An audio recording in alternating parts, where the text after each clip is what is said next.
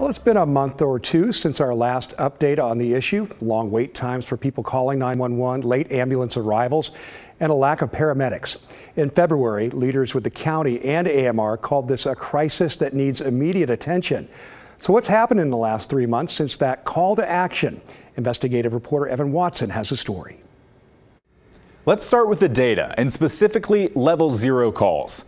Those are the worst case scenarios, when someone calls 911 and there just isn't an ambulance crew available to respond. To start this year in January, it was very bad. Dispatch data shows AMR ambulance crews were unavailable to immediately respond to more than 2,800 emergency calls in January. That's far and away the worst month on record. Dispatchers waited more than 30 minutes on average just to assign an ambulance crew to a level 0 call, more than triple the average time of most other months.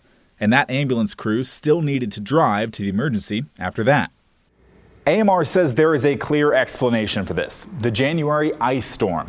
The company says the data is skewed because of the cold temps and winter storm that iced over the Portland area for about 12 days in the middle of the month.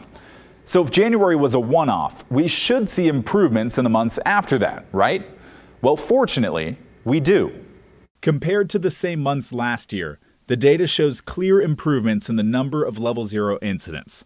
Dispatchers tracked roughly half as many cases and lower average ambulance assignment times, down to about 7 minutes per case.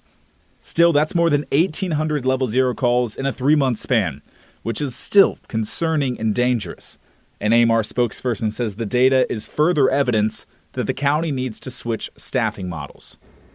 In a statement, AMR saying the improvement shown for February, March, and April is encouraging, but we adamantly believe the current measures taken will not produce conditions that meet contract standards, and a total system overhaul is necessary to eliminate level 0 events from our system.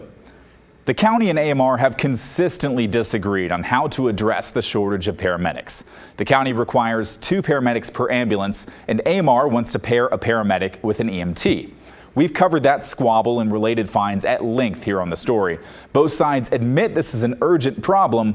Well, we've covered it for a year and a half now, so where's the urgency?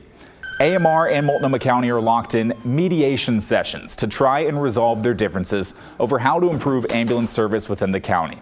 They had one on April 18th, and they had one today.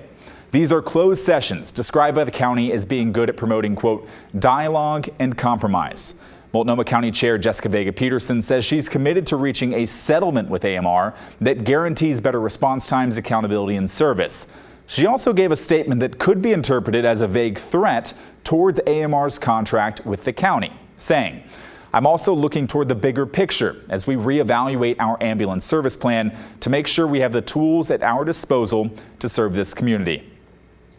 County data shows AMR reported its best 3-month stretch of paramedic hiring from February to April, with a net gain of 10 paramedics. But the company says it's still severely short-staffed. AMR is providing full scholarships to paramedic school, some you can see here, but says they're still more than a year away from seeing meaningful impacts from these efforts. So what do you think about all this? Are you frustrated at the slow pace of negotiations, letting this ambulance response time issue fester without a clear plan to fix it? Or are you encouraged by the recent data? Let us know. Email the story at kgw.com or call and leave us a voicemail, 503-226-5090.